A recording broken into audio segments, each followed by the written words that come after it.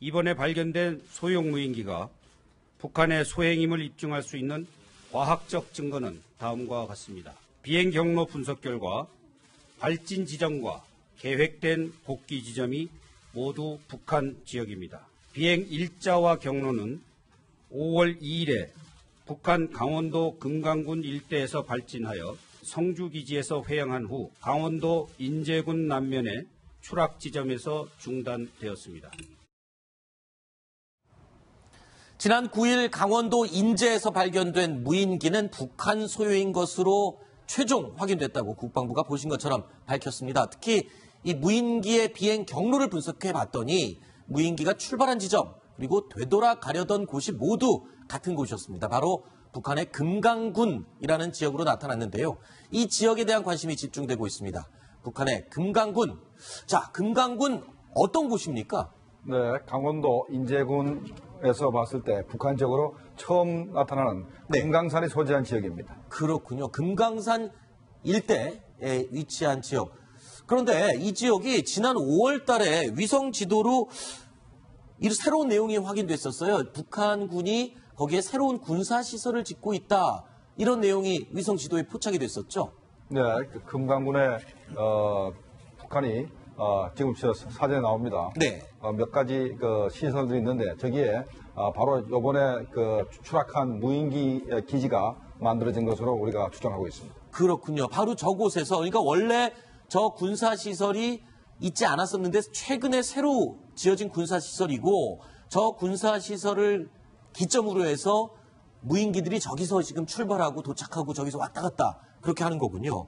자, 그런데 이 무인기 북한의 소행으로 명확히 밝혀졌으니까 자, 이거는 명백한 도발 행위로 봐야 되지 않습니까? 우리가 어떤 조치, 국제적인 조치를 취할 수도 있는 부분이 있지 않나요? 예, 그렇습니다. 정전협정 위반으로 볼 수가 있습니다. 정전협정을 보면 상호 상공에 대해서는 침범하지 않는 것으로 이렇게 되어 있는데요. 명백하게 우리 상공을 침범한 것이고요. 이런 부분에 대해서 우리 정부에서 대응 전략, 무인기에 대한 대응 전략, 그러니까 레이더로 탐지해서 격추시키는 이런 대응 전략을 시급히 마련해야 될 것 같고요. 문재인 대통령도 한미연합사를 방문한 자리에서 북한 무인기에 대해서 철저하게 대응해야 된다. 이렇게 말한 적이 있습니다. 네. 자, 그런데 지금 이번에 국방부에서 밝힌 이 북한의 무인기 비행 시간이요. 무려 5시간 30분 동안 날아간 것으로 확인이 됐습니다. 그런데 이게요. 이 날아간 시간 과거보다 굉장히 연장됐고요. 겁이 나는 부분이 이 무인기에 무기를 탑재할 수 있느냐 아니냐 이 부분이 지금 가장 걱정되는 우려되는 부분이거든요. 그래서 이 무인기 관련 브리핑에 대해서 이런 대답이 나왔습니다. 어떤 내용인지 들어보시죠. 이 비행기가 지금 실을 수 있는 그 중량을 보면은 카메라가 약 한 400g 정도 되고요. 다음에 연료가 전부 7리터니까 약 한 5.6kg 정도 됩니다. 그래서 돌아가는 걸 포기하고 연료를 절반만 싣고 남쪽으로 최대한 멀리 보낸 다음에 실을 수 있는 게 카메라 떼고 하면은 적어도 비행기를 갖다가 한 300km 정도 날릴 수 있는 걸로 본다면은 약 한 3km 내외, 3점 몇 km 정도를 실을 수 있기 때문에 그 정도를 실어서 어딘가를 보낼 수 있다. 자, 지금 설명을 들어보면 지금 이번에 발견된 무인기가요. 연료를 7리터 정도를 싣고 있었습니다. 그런데 이게 왔다가 돌아가는 연료를 감안해서 7리터였으니까 그냥 폭발물을 싣고 그냥 오는 것만 실으면 절반 정도. 그러면 폭발물을 3kg 정도를 장착하고 날아와서 자폭을 할 수 있는 거 아니냐. 이런 설명인데요.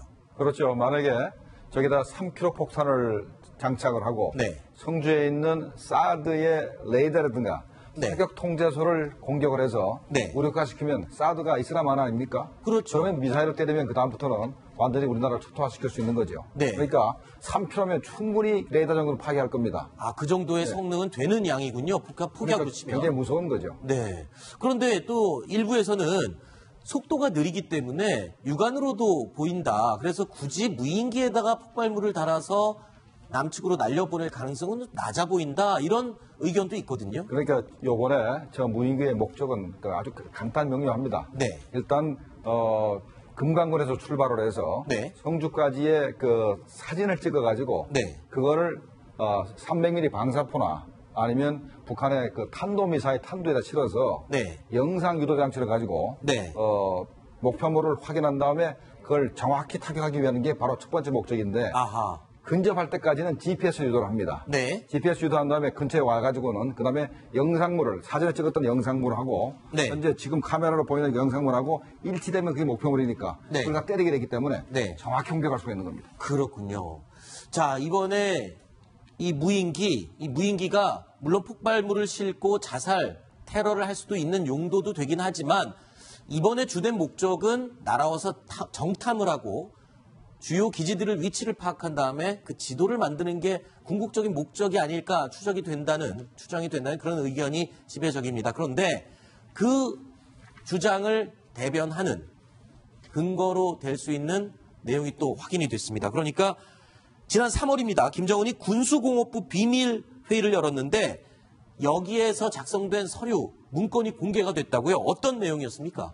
예, 우리 군 당국이 입수했다는 이제 문건인데요. 바로 군수공업부 극비 문건입니다. 거기 보면 김정은 이런 얘기를 합니다. 방사포탄에 감시 경과 프로그램을 도입해서 남조선 전역의 1만 개 주요 대상을 방사포만으로 타격할 수 있는 준비가 완료된 것은 대단한 일이다. 이미 준비가 끝났다는 거죠. 조국 통일에 문제가 없다면서 매우 흡족했다는 그런 내용이 담긴 이제 문건을 군 당국이 입수한 겁니다. 그렇군요. 이게 지금 비밀 극비 사항인데 우리 군 당국이 입수한 문건인데 방사포에 감시 경과 프로그램을 장착을 했다. 교수님, 이 감시 경과 프로그램이 뭡니까? 우리말로는 이제 영상 유도 장치. 영상 유도 장치요. 장치를 도입했다, 장착했다 이런 얘기입니다. 그러면 그걸 장착하면 방사포탄이 어떤 능력을 갖게 되는 겁니까? 그러니까 아까도 말씀드렸지만 영상을 찍어서 목표물로 영상을 찍은 다음에 그다음에 그 무인기가 가면서 다시 그 카메라로 그 똑같은 영상이 나타나지 않습니까? 그럼 스스로 목표물을 확인을 하고 그걸 때리게 되죠. 그래서 뭐 거의 오차가 없이 공격할 수 있다는 얘기입니다. 결국 방사포탄에 눈을 달았다 이렇게 보면 될 것 같습니다. 그렇군요. 원래 방사포탄 그러면 그냥 한 지역을 초토화시키기 위해서 미사일을 막 쏘아대는 그런 무기인데 거기에 또 정확도, 정밀도까지 높인 그런 무기로 다시 태어난 거군요. 예, 요즘에 그 승용차의 내비게이션 이렇게 많이 하는데요. 거기 보면 3차원 내비게이션 있잖아요. 그렇죠. 그러니까 3차원으로 입체적으로 이렇게 그 지형을 갖다가 이렇게 영상으로 찍어서 그것을 포탄에다 장착시키는 경우에는 그 정확도라든지 명중률이라든지 이런 것이 굉장히 높아지는 효과가 있습니다. 제가 그래서 지금 현재 300mm 방사포에다가 그 GPS 유도를 하는 것은 우리가 작년에 확인을 했습니다. 근데 이번에 영상 유도 장치가 그 장착된다는 것은 이번에 확인이 된 겁니다. 300mm 방사포에다가 영상 유도 장치를 넣어서 확실하게 이렇게 공격하겠다. 그리고 그 일환으로 바로 무인기가 내려와서 성주까지 내려와서 이제 사드를 찍어갔다라는 것이 이렇게 전부 다 이렇게 앞뒤가 맞는 그런 동향이라고 하겠습니다. 그렇군요. 자, 300mm 방사포. 자, 북한은 지금 우리 남한을 공격할 수 있는 여러 가지 방사포 그리고 자주포가 휴전선 인근에 지금 배치가 되어 있는데요. 자, 여기서 여러 가지 종류 가운데 지금 이 300mm 방사포 8발을 동시에 발사할 수 있는 이 300mm 방사포에 아까 이재명 차장이 말한 것처럼 눈을 단 것과 다름이 없다. 그러면 이 거리가 지금 최대 사거리가 200km로 나오는데 자 이렇게 되면은 지금 계룡대까지도 지금 그리고 미군 평택 미군 기지도 다 포함이 되는 거 아닙니까 사정거리에? 그렇죠. 그러다가 또 301 방사포는 이게 탄도미사일이 아니기 때문에 우리가 페이트리엇 미사일이라든가 사드로 요격이 불가능합니다. 이게 일단은 발사가 된 다음에 30km 정도 고도를 유지하고 나서 마지막에 가서 영상 GPS로 위치를 확인한 다음에 영상 유도 장치로 갑자기 하늘에서 바로 내리꽂히 떨어지기 때문에 막을 방법이 거의 없습니다. 그런데 또 하나 제가 지적하고 싶은 거는 왜 사드가 성주까지 내려갔느냐 사람들이 굉장히 의심을 많이 할 겁니다. 저는 개인적으로 어떻게 판단을 하면 북한의 300mm 방사포의 사거리 밖으로 나가기 위해서 난 사드를 갖다 생각을 하는데요. 그 사드는 현재 300mm 방사포는 현재 막을 방법이 없기 때문에 그 비싼 무기를 북한의 300mm 방사포 포탄 하나는 우리가 만들면 몇천만 원 수일 거고 북한에 만들면 몇백만 원 수일 겁니다.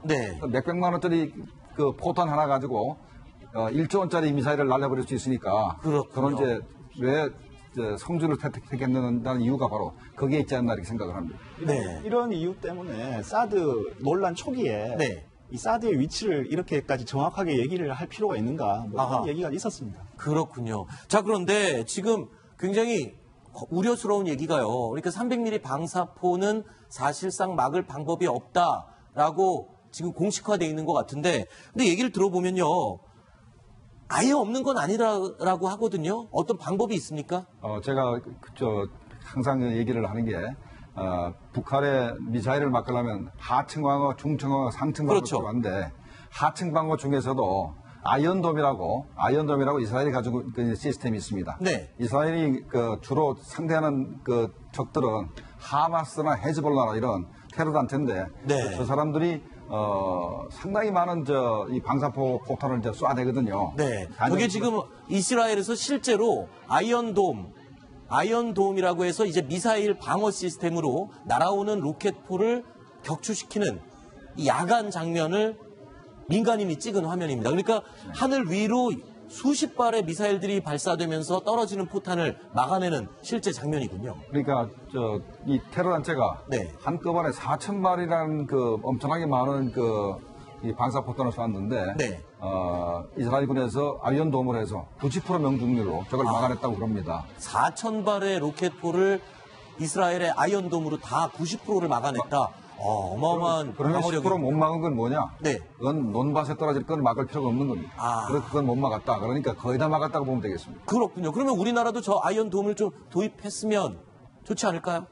근데 이 테러 단체가 가지고 있는 그 방사포의 숫자하고 네. 북한군이 가진 방사포의 숫자하고 차이가 있고 네. 또 하나는 우리나라 나라가 넓습니다. 네. 이스라엘이 작지 않기 때문에 네. 만약에 아이언돔을 씌우려고 그러면 서울의 특정 지역이라든가 네. 아니 군부대 이외를 제외하고는 우리나라 전역을 커버하기 힘든다고 생각이 됩니다. 네. 아까 김정은이 이렇게 얘기했습니다. 300mm 방사포에 이 영상 유도 장치를 장착해서 우리 남한의 1만 곳, 10,000곳을 표적으로 한다. 이렇게 얘기를 했었는데, 자, 그런데 방사포가 8발씩 발사되니까요. 대충 계산해 보면 1,250문이 있다. 이렇게 주장하는 것과 다름이 없는데, 그렇게 많이 갖고 있을 수 있나요? 앞으로 목표가 그렇다는 얘기고 목표가 그렇다는 얘기고. 우리가 북한의 산업 능력을 압니다. 북한이 철강 생산량이 얼마고 네. 우리가 그걸 알기 때문에 북한이 저걸 완수하려면 적어도 10년은 걸릴 겁니다. 네.